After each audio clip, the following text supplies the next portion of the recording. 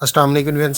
Friends, idea weekly में पाकिस्तान की तरफ से इसराइली मंसूबा नाकाम करने से मुतालिक खबर आपके साथ शेयर करेंगे। पाकिस्तान में अमरीकी C-17 तैयारे की आमद, जापान की अब तक की सबसे बड़ी डिफेंस डील, जर्मनी और फ्रांस में अहम प्रोजेक्ट पर इख्तिलाफात समेत गुज़श्ता हफ्ते होने वाली अहम डिफेंस डेवलपमेंट्स भी इस वीडियो में शामिल होंगी। So let's start.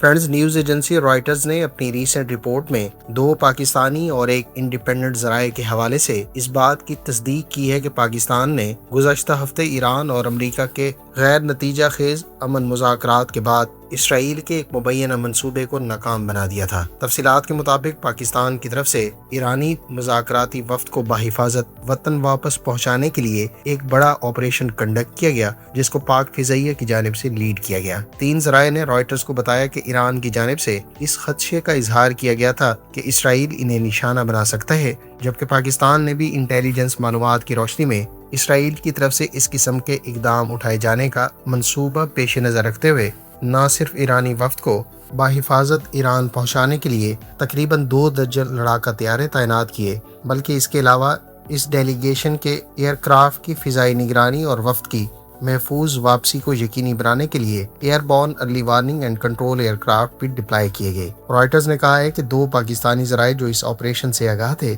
उन्होंने इस किस्म की डिप्लॉयमेंट की भी तस्दीक की है। एक ज़राए ने बताया कि अगर ईरानी वफ्द दरख्वास्त करे तो आइंदा भी मुज़ाकरात के लिए इसी नौइयत की सिक्योरिटी पाकिस्तान की जानिब से फराहम की जा सकती है। बसूरत दीगर पाकिस्तानी तैयारे इस ईरानी वफ्द को पाकिस्तानी फ़िज़ाई हदूद में रिसीव करेंगे। मुज़ाकरात में शामिल एक तीसरे ज़रिए ने रॉयटर्स को बताया है कि मुमकिन अगले हफ्ते जो दूसरा मुज़ाकरात का दौर होने वाला है, इसके लिए भी पेश की हिफाजती इक़दामात पहले ही ज़ेरे गौर है। ख्याल रहे कि पाकिस्तान ईरान और अमेरिका के दरमियान न सिर्फ गुज़श्ता बल्कि मुज़ाकरात के दूसरे दौर के लिए भी कलीदी किरदार अदा कर रहा है, और इसी मकसद के लिए हालिया दिनों में पाकिस्तान के चीफ ऑफ डिफेंस फोर्सेज ने ईरान का अहम दौरा भी किया है। फ्रेंड्स, यूएस एयरफोर्स के एक C-17 कार्गो ट्रांसपोर्ट एयरक्राफ्ट को कुछ देर पहले पाकिस्तान में इस्लामाबाद के करीब नूर खान एयरबेस पर लैंड करते हुए स्पॉट किया गया है। इस कार्गो एयरक्राफ्ट के बारे में कवी इम्कानात हैं कि ये आने वाले दिनों में अमेरिका की तरफ से हाई लेवल डेलीगेशन के लिए आर्मर्ड व्हीकल्स, ट्रक्स और मुतलका लॉजिस्टिक प्रोवाइड करने के लिए पाकिस्तान पहुंचे है, जहां आने वाले दिनों में कभी इम्कानात हैं कि शायद US president Donald Trump Iran और अमेरिका के दरमियान हतमी डील के लिए पाकिस्तान आ सकते हैं। पाकिस्तान की तरफ से कैपिटल में उठाए गए सिक्योरिटी इंतजामात और अब यूएस एयरफोर्स के C-17 की नूर खान एयरबेस लैंडिंग इस जानिब इशारा करती है कि पाकिस्तान में आने वाले दिनों में अमरीकी सदर के ईरान और अमेरिका के दरमियान फाइनल डील से मुतालिक पहुंचने के कभी इम्कानात हैं। आपकी इस डेवलपमेंट के बारे में क्या ओपिनियन है? कमेंट बॉक्स में अपनी राय का इज़हार जरूर करें। जापान ने वर्ल्ड वार के बाद अपनी तारीख का सबसे बड़ा डिफेंस कॉन्ट्रैक्ट विन किया है। ताज़ा तरीन इतलात के मुताबिक जापान की जानिब से ऑस्ट्रेलिया को फ्रिगेट्स सेल करने से मुतालिक फॉर्मल कॉन्ट्रैक्ट साइन कर दिया गया है। जापान और ऑस्ट्रेलिया के दरमियान ऑस्ट्रेलियन नेवी के लिए 11 स्टेल्थ फ्रिगेट से मुतालिक कॉन्ट्रैक्ट गुज़श्ता कुछ अरसे से ज़ेरे गौर था, जबकि अब रीसेंट रिपोर्ट्स के मुताबिक इस बारे में दोनों इत्तेहादी ममालिक के दरमियान फॉर्मल कॉन्ट्रैक्ट साइन कर दिया गया है। जापान की मुगामी क्लास फ्रिगेट्स जो इस वक्त बड़ी तादाद में जापानीज नेवी के भी ज़ेरे इस्तेमाल है, ऑस्ट्रेलिया की जानिब से इन्हीं फ्रिगेट्स के एडवांस वर्जन को अपनी नेवी के लिए एक्वायर किया जा रहा है, जबकि जापान और ऑस्ट्रेलिया के दरमियान इस डील की मालियत तकरीबन $7 अरब हो सकती है। रीसेंट कॉन्ट्रैक्ट के तहत इब्तदाई तौर पर 3 फ्रिगेट्स जापान में कंस्ट्रक्ट की जाएंगी, जबकि बाकी 8 फ्रिगेट्स वेस्टर्न ऑस्ट्रेलिया में जापान के ताउन से कंस्ट्रक्ट की जानी है। जापान की जानिब से इस सिलसिले में पहली शिप ऑस्ट्रेलियन नेवी को 2029 से 2030 के दरमियान डिलीवर की जा सकती है, जबकि ये मल्टीपर्पज फ्रिगेट्स न सिर्फ ऑस्ट्रेलियन नेवी के ज़ेरे इस्तेमाल पोबार्ड क्लास डिस्ट्रॉयर के साथ अपने ऑपरेशन सर अंजाम दे सकेंगी, बल्कि इनको सेपरेटली भी डिप्लॉय किया जा सकता है। 32 सेल्स पर मुश्तमिल इस पर न सिर्फ एक vertical launch system surface to air missiles के लिए ऑफर करवाया जा रहा है, बल्कि इस पर एंटी शिप क्रूज मिसाइल्स भी मौजूद हैं। فرانس اور جرمنی کے درمیان next generation fighter aircraft program سے متعلق ڈسپیوٹ میں ثالثی کی کوششیں بھی ناکام ہو گئی ہیں۔ ریسنٹ رپورٹس کے مطابق جاپان اور فرانس کے درمیان نیکسٹ جنریشن فائٹر پروگرام، جس کو FCAP بھی کہا جاتا ہے، اس میں دونوں ممالک کے درمیان پائے جانے والے ڈسپیوٹس کو سالو کرنے کے لیے حالیہ دنوں میں ثالثی کی کوششیں کی گئی تھی، جو اب ریسنٹ رپورٹس کے مطابق ناکام ہو گئی ہیں۔ خیال رہے کہ جاپان اور فرانس نے اب سے چند برس پہلے نیکسٹ جنریشن یا 6 جنریشن کہے جانے والے فیوچر کامبیٹ ایئر پروگرام پر مل کر کام کرنے کا منصوبہ بنایا تھا، تاہم گزشتہ چند ماہ میں دونوں ممالک کے درمیان اس پروگرام سے متعلق رائٹس کو لے کر اختلافات رہے ہیں۔ ایسے میں اب سے 2 ہفتے پہلے فرانس کی ڈسو ایویشن نے تقریباً 2 سے 3 ہفتوں کی ٹائم لائن کا اعلان کیا تھا کہ اس دوران فرانس اور جرمنی کے درمیان نیکسٹ جنریشن فائٹر پروگرام پر ایگریمنٹ ہو سکتا ہے۔ تاہم ریسنٹ رپورٹس کے مطابق دونوں ممالک کے درمیان اس بارے میں کی جانے والی کوششیں ناکام ہو گئی ہیں اور ایک مرتبہ پھر یہ جوائنٹ وینچر ایک لحاظ سے تنازع کا شکار ہو گیا ہے۔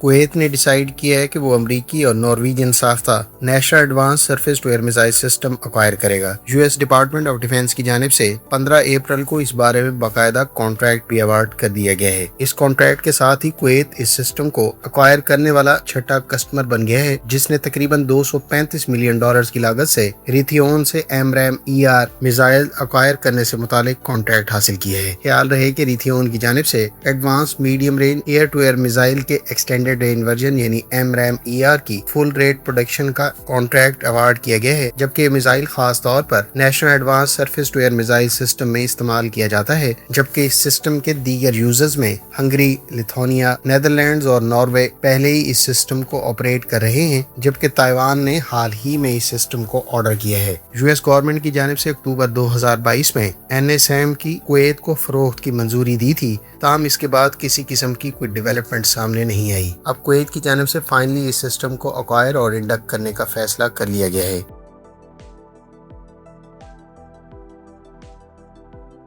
ترک وزیر دفاع نے میڈیا سے بات چیت کرتے ہوئے کہا ہے کہ یورپ کی دفاعی ضروریات ترکی کی جانب سے پوری کی جا سکتی ہیں۔ ان کا مزید کہنا تھا کہ ترکیہ یورپ کی سیکیورٹی میں ڈیپر انٹیگریشن کے ساتھ ساتھ علاقے کے ڈیفنس آرکیٹیکچر میں اہم کردار ادا کر سکتا ہے۔ انہوں نے یہ بات میڈیا سے اس بیان کے تناظر میں کہی ہے جس میں صدر ڈونلڈ ٹرمپ کی جانب سے یورپ کی سیکیورٹی کمٹمنٹ کو ری اسیس کرنے کا عندیہ دیا گیا ہے۔ حالیہ کچھ عرصے میں امریکی صدر ڈونلڈ ٹرمپ کی جانب سے نیٹو ممالک خاص طور پر یورپین کنٹریز کو سیکیورٹی معاملات اور امریکہ اسرائیل کی ایران کے خلاف حالیہ جنگ میں نیٹو کی طرف سے عدم تعاون کو لے کر کئی طرح کے بیانات سامنے آئے ہیں، جس میں خاص طور پر امریکہ کی جانب سے یورپ کی سیکیورٹی کمٹمنٹ کو ری اسیس کرنا قابل ذکر ہے۔ ایسے میں ترکیہ نے اپنا نیٹو ملک ہونے کے ساتھ ساتھ ایک یورپین کنٹری ہونے کے ناطے اپنی پروگریس کرتی ہوئی ڈیفنس انڈسٹری کو پیش نظر رکھتے ہوئے یورپین کنٹریز کی ڈیفنس ریکوائرمنٹس کو فلفل کرنے کا ایک لحاظ سے عندیہ دیا ہے۔ شمالی کوریا کی نیوی نے گزشتہ دنوں 5 میزائل ٹیسٹ کنڈکٹ کیے ہیں۔ نارتھ کوریا کی نیوی کے زیر استعمال ڈسٹرائر سے بنیادی طور پر 2 اسٹریٹجک کروز میزائلز اور 3 اینٹی شپ میزائلز کو فائر کیا گیا، جسے شمالی کوریا کے رہنما کم جونگ ان نے بھی باقاعدہ مانیٹر کیا۔ شمالی کوریا کے حکام کا کہنا ہے کہ نیول ڈسٹرائر سے ٹیسٹ کیے جانے والے یہ میزائلز، جہاں ان میزائلز کی کیپیبلٹیز کو ویلیڈیٹ کرنے کے لیے اہم قرار دیے گئے ہیں، وہیں یہ نارتھ کوریا کی نیوی کی اسٹرائک کیپیبلٹی کو بھی فردر اسٹرینتھن کرنے کے لیے خاصی اہمیت کے حامل ہیں۔ خیال رہے کہ شمالی کوریا کی جانب سے گزشتہ کچھ عرصے سے نیول ڈومین میں بھی کافی پروگریس دیکھنے کو ملی ہے، جہاں شمالی کوریا اپنی نیوی میں سب مرینز کی انڈکشن پر کام کر رہا ہے، وہیں شپس کی بھی باقاعدہ انڈکشن اور اس سے مختلف نوعیت کے میزائلز کی ٹیسٹ فائرنگ وقتاً فوقتاً کی جاتی رہی ہے۔ ساؤتھ کورین کمپنی ہنوا ڈیفنس نے اپنی K9 موبائل ہوائٹزر US آرمی کو باقاعدہ آفر کی ہے۔ US آرمی کی موبائل آرٹلری ریکوائرمنٹ کو پیش نظر رکھتے ہوئے ہنوا ڈیفنس USA نے اپنی K9MH کے نام سے موبائل ہوائٹزر US آرمی کو آفر کی ہے، جبکہ یہ پہلی مرتبہ ہے کہ کسی کورین کمپنی نے اپنا کوئی ویپن US آرمی کو باقاعدہ آفر کروایا ہو۔ ہنوا ڈیفنس USA نے دراصل یہ آفر امریکی آرمی کی جانب سے mobile tactical cannon request for prototype proposal کے تحت پرووائڈ کی ہے۔ K9MS دراصل ساؤتھ کورین ہنوا ایروسپیس کی جانب سے نئی شیسی کے ساتھ خاص طور پر US آرمی کی ریکوائرمنٹ کے پیش نظر تیار اور آفر کرائی گئی ہے، جبکہ K9 کے اس وقت کنٹمپریری آرٹلری سسٹمز کو کئی ممالک کی جانب سے استعمال کیا جا رہا ہے۔ فرینڈز، IDA ویکلی میں بس اتنا ہی۔ امید ہے اس ویڈیو سے آپ کو گزشتہ ہفتے ہونے والی اہم ڈیفنس ڈیولپمنٹس کے بارے میں بہت کچھ جاننے کا موقع ملا ہوگا۔ ملتے ہیں نیکسٹ ویڈیو کے ساتھ، اپنی دعاؤں میں یاد رکھیے گا۔ اللہ حافظ۔ پاکستان زندہ باد۔